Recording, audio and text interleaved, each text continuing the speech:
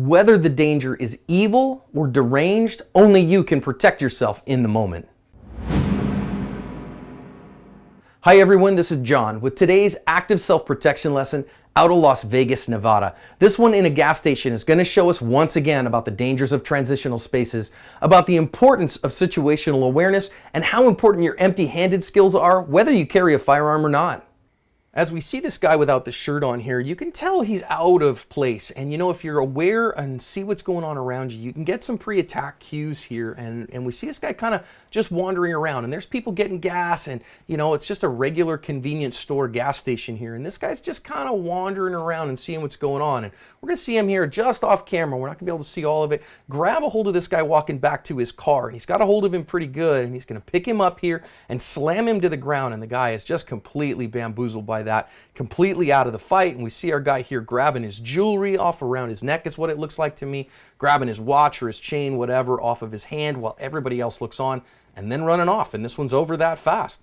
So let's think about some lessons here out of this one. First of all is awareness, and especially in transitional spaces like a gas station, where there's a place where people come and go all the time. You got to be more aware that that allows for ambushes because you're going to have more contact with people who are coming and going. But this guy looks out of place, and you know, it's clear to be able to see that, to not let somebody into your personal space like our victim did here. Now he's got a hold of him, and you may not be able to, you know, prevent the first attack. You might have been able to if you'd have kept some distance if you saw this guy coming towards you.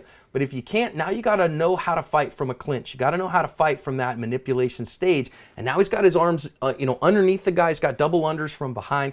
And you know what? This is something you really want to work on in your training environment, being able to get heavy and not let this guy pick you up. It's not as hard as you think, but you got to practice it, because if not, he gets him up like that.